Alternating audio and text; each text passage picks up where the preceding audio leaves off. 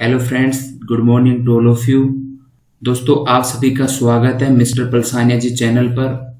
और दोस्तों, आज का वीडियो स्टार्ट करने से पहले मैं आपको यही बताऊंगा कि आप चैनल को सब्सक्राइब कीजिए, लाइक कीजिए, शेयर कीजिए, क्योंकि अपने चैनल पे अच्छे अच्छे टॉपिक, इंपॉर्टेंट टॉपिक्स अपन लेके आते हैं। और आज इस वीडियो में अपन बात करेंगे बेड सोर के बारे में, जिसको अपन प्रेशर सोर या डिस्क्यूबिटियस अल्सर बोलते हैं। ये बहुत ही इंपॉर्टेंट टॉपिक है। कौन कौन से पॉइंट डिस्कस करेंगे वो बता देता हूं, तो वीडियो लास्ट तक देखिए। तो फर्स्ट आता है डेफिनेशन ऑफ बेड सोर या डिस्क्यूबिटियस अल्सर। कॉजेज की बात करेंगे। कॉमन प्रेशर साइट पॉइंट, कौन कौन से साइट या पॉइंट है जहां पे अल्सर होने के चांसेज होते, सोर होने के चांसेज होते हैं। ठीक है। रिस्क फैक्टर की बात करेंगे। स्टेज ऑफ बेड सोर, कौन कितने स्टेज होते हैं बेड सोर या डिस्क्यूबिटियस अल्सर के, और इसकी प्रिवेंशन की बात करेंगे और मैनेजमेंट की बात करेंगे। तो सबसे पहले अपन देखते हैं डेफिनेशन क्या है। Decubitus ulcer also known as pressure sore. Decubitus ulcer को किस नाम से जाना जाता है? प्रेशर सोर के नाम से और बेड सोर के नाम से। या फिर बोल सकते हो बेड सोर को किसके नाम से जानते हैं? प्रेशर सोर के नाम से या डिस्क्यूबिटियस अल्सर के नाम से। दोनों ही सही है। ठीक है। फिर आगे देखते हैं। Are ulcerate and slough area of tissue subjected to the pressure for lying on the mattress and sitting on the chair a prolonged period of time resulting in a of circulation and finally death of tissue। ठीक है। इसके अंदर क्या है कि अगर कोई patient लंबे समय तक एडमिट रहता है, अनकॉन्शियस रहता है, या फिर हो सकता है कि वो डिसेबल हो अपनी पोजीशन चेंज करने पर, या लंबे समय तक एक ही पोजीशन में रहे, उसको बेड सोर या डिस्क्यूबिटियस अल्सर होने के चांसेस होते हैं। और ऐसा होता है तो वहां पे फाइनली क्या होता है, या तो सर्कुलेशन में कमी आएगी या फिर सर्कुलेशन धीरे होगी। उसकी वजह से क्या होगा, जो नेक्रोसिस की कंडीशन जनरेट हो जाती है कहां? टिश्यू के अंदर। ठीक है। और अगर सिंपल भाषा में बात करें या वन वर्ड आंसर में बोले तो लोकलाइज्ड अल्सरेशन होता है और नेक्रोसिस ऑफ टिश्यू होता है। नेक्रोसिस टिश्यू क्यों होगा? क्योंकि सर्कुलेशन अगर स्लो होगी तो वहां पे नेक्रोसिस की कंडीशन हो जाती है। किसके अंदर? टिश्यू के अंदर। अब ये अल्सर या फिर सोर किस पे डिपेंड करते हैं? स्टेज पे डिपेंड करेंगे, कौन सी स्टेज के अल्सर हैं या बेड सोर हैं, उसके हिसाब से इनका ट्रीटमेंट किया जाता है। ठीक है। नेक्स्ट बात करेंगे कोजेस की। बेसिकली 3 प्रकार के कोजेस होते हैं। कौन कौन से होते हैं? प्रेशर, मॉइस्चर और फ्रिक्शन। ठीक है। अब इनके अंदर क्या क्या है वो देखते हैं। प्रेशर के अंदर क्या आता है, मॉइस्चर के अंदर क्या आता है, फ्रिक्शन के अंदर क्या आता है, वो अपन देखने वाले हैं। देखिए, प्रेशर जो इसका कोज है उसके अंदर क्या होता है? Pressure decrease local blood supply. अगर प्रेशर एक ही लोकल पॉइंट पे रहेगा तो वहां पे क्या हो जाएगा? डिक्रीज होगा। क्या ब्लड सर्कुलेशन क्या होगा? डिक्रीज हो गया, स्लो होगा। उसकी वजह से इस्चेमिया की कंडीशन जनरेट हो जाती है। किसकी कंडीशन हो जाती है बच्चों? इस्चेमिया की कंडीशन जनरेट हो जाती है। ठीक है। उसकी वजह से क्या होगा? Decrease cellular metabolism, then cell tissue become necrosis. अगर सेलुलर मेटाबॉलिज्म डिक्रीज होगा, उसकी वजह से सेल या टिश्यू के अंदर नेक्रोसिस की कंडीशन आ जाती है। ये होता है प्रेशर की वजह से कोजेस। ठीक है। अब बात करते हैं मॉइस्चर की। मॉइस्चर में क्या क्या आता है? मॉइस्चर में देखते हैं। फर्स्ट पॉइंट आता है इसमें, incontinuous of urine stool are available to pressure sore. Incontinuously patient urine और स्टूल पास आउट करे, उसकी वजह से भी हो जाता है। Next point, improper use of bed pan. ठीक है। Improper use of bed pan, bed pan का इनप्रॉपर वे में या प्रॉपर वे में ना उसका यूज करना, उसकी वजह से भी कोज हो सकता है मॉइस्चर के अंदर। ठीक है। Dribbling of urine from catheter. Dribbling का मतलब होता है बूंद बूंद, मतलब कि ड्रॉप से यूरिन बाहर आना। कहां से? कैथेटर से। ठीक है। उसकी वजह से भी मॉइस्चर की कंडीशन जनरेट हो जाती है। या फिर एक्सेसिव स्वेटिंग, पसीने ज्यादा आना, उसकी वजह से मॉइस्चर की कंडीशन क्रिएट होती है। और यहां पे देखिए, अगर ये चीजें जो प्रोलोंग तक रहेंगी, प्रोलोंग का मतलब अगर उसको साफ सफाई नहीं की जाएगी, उसकी क्लीन नहीं किया जाएगा पेशेंट को, तो ये किसका कोज बन सकता है? बेड सोर का। ठीक है। तो अगर बेड सोर का चांस तो बनेगा, उसके साथ साथ क्या होगा, यहाँ पे पैथोजेनिक ऑर्गेनिज्म या इन्फेक्शन सेटल हो जाएंगे, कहां पे, स्किन के ऊपर, ठीक है। नेक्स्ट फ्रिक्शन की बात करें तो फ्रिक्शन है, फ्रिक्शन के अंदर क्या होता है जिसकी वजह से बेड सोर होने के चांसेस होते हैं, ठीक है। उसके अंदर क्या होगा, friction of skin with a rough और hard surface can cause tissue damage. क्या करेगा, टिश्यू डैमेज। अगर स्किन रफ सरफेस या हार्ड सरफेस के कांटेक्ट में आती है उसकी वजह से भी टिश्यू डैमेज होता है, ठीक है। नेक्स्ट पॉइंट क्या है, contact with the rough surface of bed. Patient rough surface होता है बेड का, उसके कांटेक्ट में आने से। Wrinkle on the bed cloth, जो बेडशीट वगैरह होती है उनके कांटेक्ट के आने की वजह से भी हो सकता है, क्योंकि वहां पे रिंकल्स हो जाते हैं। Hard surface plaster cast, plaster की वजह से भी, हार्ड सरफेस की वजह से, ठीक है।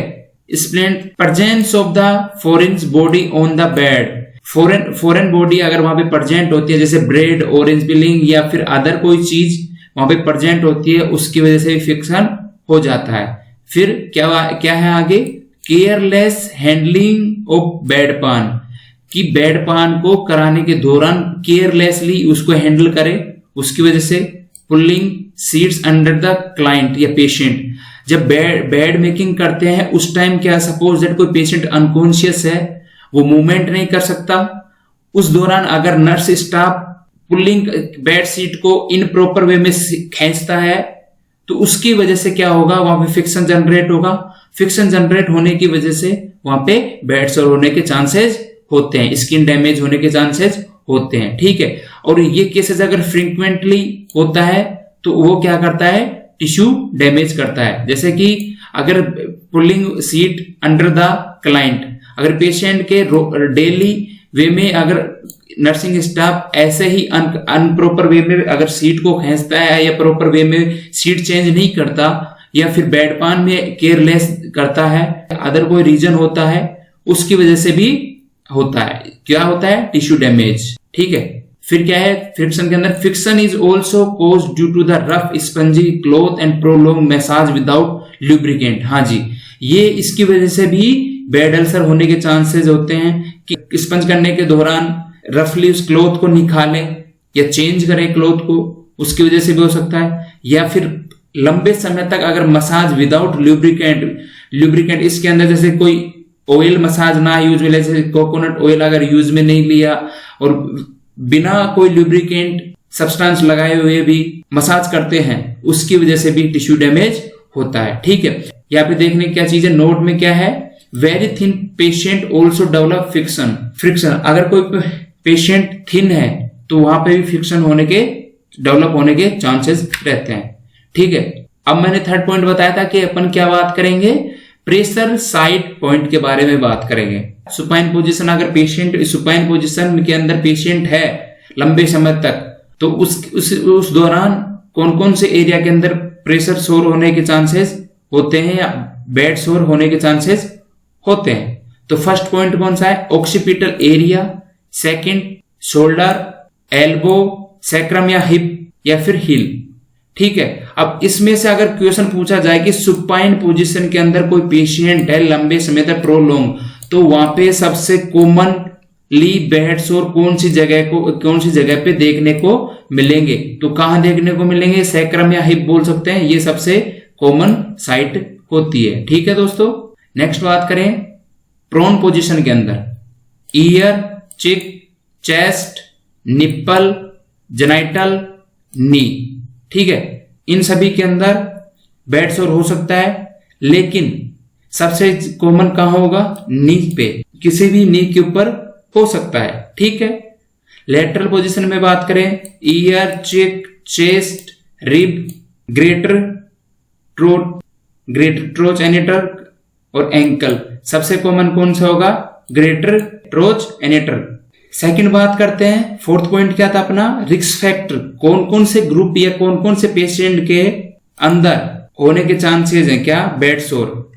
तो फर्स्ट आता है अपना ओबेज पेशेंट, ठीक है। सेकंड आता है वेरी थिन पेशेंट, थर्ड आता है unconscious patient, fourth paralyse, fifth DM patient diabetic patient के। 6 burn. 7 dehydration. 3rd long time traction. Last splint या प्लास्टर। ठीक है, ये रिस्क फैक्टर हैं जिनके बेड सोर या प्रेशर सोर होने के चांसेस होते हैं। ठीक है, अब बात करते हैं स्टेज ऑफ बेड सोर। तो बेसिकली 4 प्रकार के होते हैं, स्टेज 1, स्टेज 2, स्टेज 3, स्टेज 4। अब इनको डिटेल में पढ़ेंगे कि स्टेज 1 में क्या होता है, स्टेज 2 में क्या होता है, 3rd में क्या होता है, 4th में क्या होता है। ठीक है, अब बात करते हैं स्टेज 1 की। तो स्टेज 1 में दोस्तों क्या आता है, red colour of skin.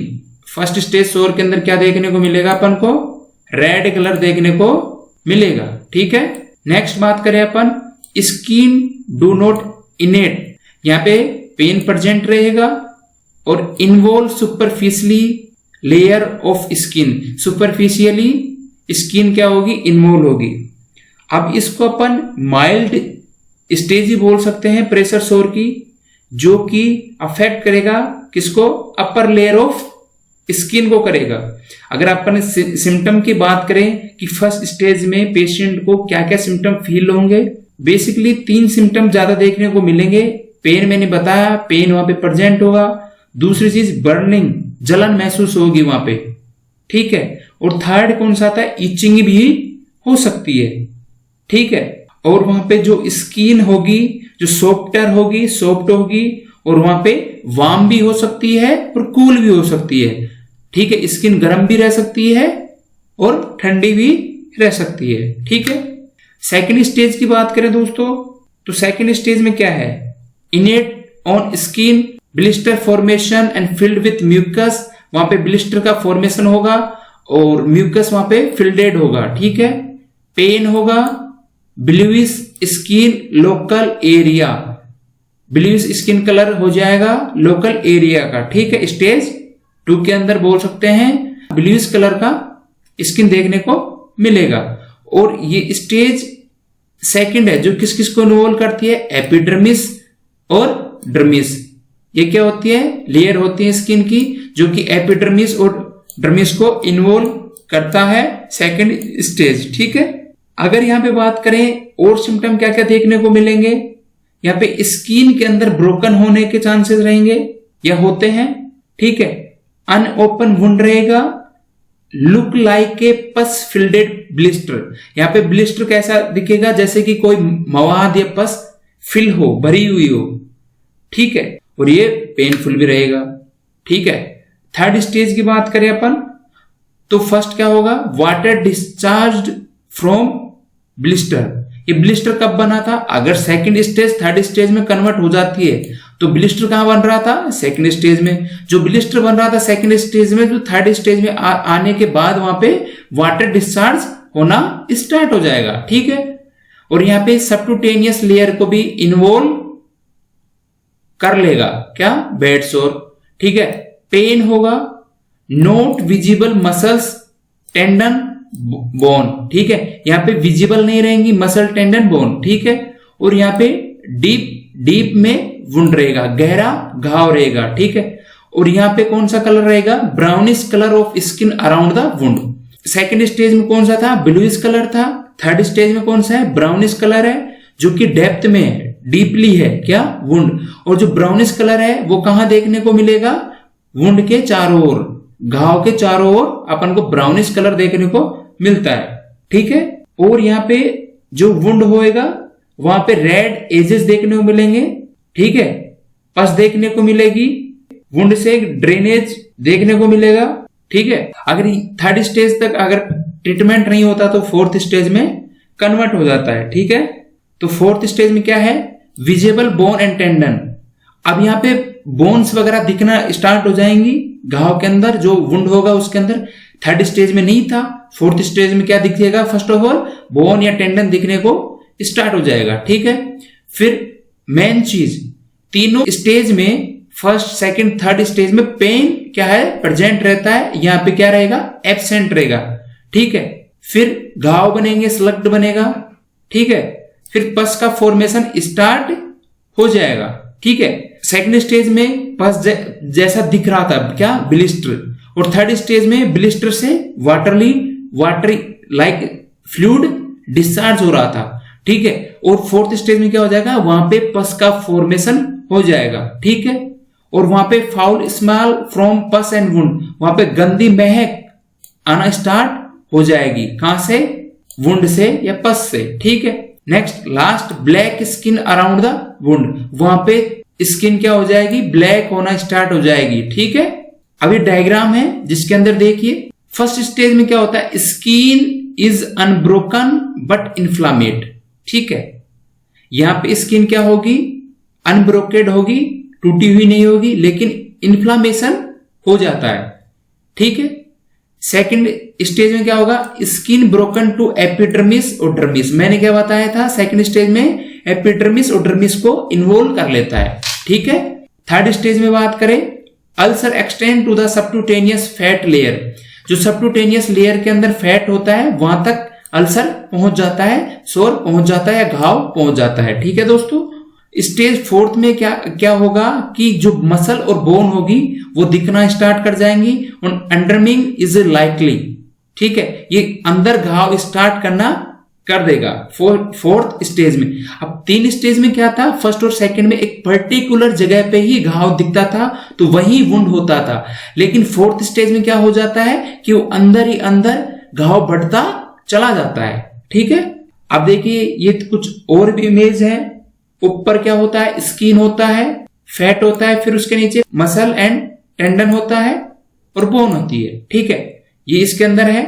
Fourth stage में देखो बोन यहाँ पे दिख रही है अच्छे से, देखो डायग्राम के अंदर, ठीक है, बोन स्टार्ट हो गई। और यहाँ पे थर्ड स्टेज में माइनर वे में पस का फॉर्मेशन हो रहा था, ठीक है। और इसको बोल सकते हैं कि वाटर जैसा डिस्चार्ज होना स्टार्ट होता है। सेकंड स्टेज में एपिडर्मिस डर्मिस तक अल्सर पहुंच जाता है, ठीक है। और इधर जो लेफ्ट साइड में है, जो फर्स्ट में सुपरफिशियली आपको वुंड दिखता है, सेकंड में एपिडर्मिस और डर्मिस के अंदर दिख रहा है, थर्ड के अंदर सबक्यूटेनियस लेयर को भी इन्वॉल्व कर लेता है, और फोर्थ के अंदर कंप्लीट बोन तक कवर कर लेता है, ठीक है। अब बात यहां पे करते हैं कि प्रिवेंशन कैसे किया जाए, ठीक है।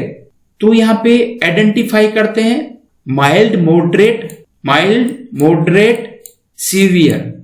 तो इनका यहां पे पॉइंट दिया जाता है, स्केल दिया जाता है। जो एक स्केल होता है ब्रेंडन स्केल, दूसरा होता है नॉर्टन स्केल, ठीक है, ठीक है। यहां पे जो स्केल होता है कौन सा होता है, ब्रेंडन, यहां पे ए है, ठीक है। और दूसरा कौन सा होता है, नॉर्टन, ठीक है। अब इसका नॉर्मल वैल्यू क्या है, 18, ठीक है। स्केल के क्या है नॉर्मल वैल्यू, 18, ठीक है। दोनों स्केल यूज में लेते हैं कौन कौन से, ब्रेंडन और नॉर्टन, ठीक है। और इसके अंदर प्रिवेंशन के दौरान क्या है, चेंज करेंगे पोजीशन पेशेंट की हर 2 घंटे के अंदर, ठीक है।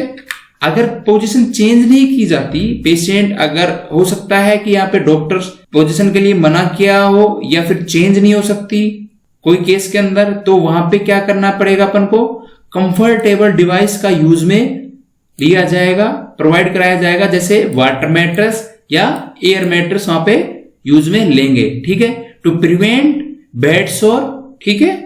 Next, provide massage by oil to improve blood supply, वहां पे डेली लुब्रिकेंट मसाज देंगे, जैसे कि कोकोनट ऑयल यूज में लेंगे, किसको पर इंप्रूव करने के लिए, ब्लड सप्लाई जो स्लो हो गई थी या डिक्रीज हो गई थी उसको इंक्रीज करने के लिए, इंप्रूव करने के लिए ब्लड सप्लाई, तो वहां पे अपन मसाज करेंगे किससे, कोकोनट ऑयल से, या फिर अदर कोई लुब्रिकेंट सब्सटेंस यूज में ले सकते हैं, ठीक है। अब मैनेजमेंट की बात करते हैं दोस्तों, तो यहाँ पे अगर आपको बेड सोर दिखते हैं पेशेंट के, तो फर्स्टली आप क्या करोगे, as a nurse inform to doctor and head nurse, या तो आप डॉक्टर को इन्फॉर्म कीजिए या फिर आपके जो हेड नर्स है उसको इन्फॉर्म कीजिए, ठीक है। नेक्स्ट पॉइंट है, आइडेंटिफाई करो कौन सा स्टेज का है, असेस करो स्टेज कौन सा है, लोकेशन ऑफ द बेड सोर, और पेशेंट के कौन सी लोकेशन पे बेड सोर हुआ है उसको अपन आइडेंटिफाई करेंगे, असेस करेंगे, फर्स्ट स्टेज का है, सेकंड स्टेज का है, थर्ड स्टेज का है, फोर्थ स्टेज का है, ठीक है। चेंज पोजीशन एवरी 2 आवरली, मैंने बताया था प्रिवेंशन में भी, इसमें भी मैनेजमेंट में पेशेंट की हर 2 घंटे के अंदर अपन को पोजीशन चेंज करनी पड़ेगी। ठीक है। Next, follow doctor's order. अपन को नर्स होने के नाते अपन को क्या, डॉक्टर के ऑर्डर फॉलो करने होंगे। ठीक है। और जो वुंड हुआ है या तो फर्स्ट स्टेज का हो या फिर सेकंड का या थर्ड का या फोर्थ का, वहां पे अपन नॉर्मल सलाइन को उसको क्लीन करने के अंदर अपन क्या लेंगे, नॉर्मल सलाइन का यूज लेंगे, उपयोग लेंगे। ठीक है। नेक्स्ट, इफ पस इन वुंड यूज, अगर वुंड के अंदर पस का फॉर्मेशन हो जाता है, लिटरली ये कहां देखने को मिलता है, सम अमाउंट या माइनर अमाउंट में अपन को कहां दिखेगा, स्टेज थर्ड में, जिसको अपन वाटर डिस्चार्ज भी बोल सकते हैं। लेकिन बेसिकली ये सीन होता है स्टेज फोर्थ के अंदर। अगर वुंड के अंदर पस होती है तो अपन वहां पे H2O2 का यूज में लेंगे, हाइड्रोजन पेरोक्साइड का यूज में लेंगे उसको क्लीन करने के लिए। ठीक है। नेक्स्ट, इफ पेशेंट आपको डिहाइड्रेशन, अगर पेशेंट डिहाइड्रेट है तो उसको प्रोवाइड कराएंगे क्या, आईवी थेरेपी प्रोवाइड कराएंगे। अगर पेशेंट वहां पे डिहाइड्रेट है तो अपन वहां पे क्या कराएंगे, आईवी थेरेपी प्रोवाइड कराएंगे। ठीक है। नेक्स्ट, 1% जिंक ऑक्साइड पाउडर लेंगे। क्यों?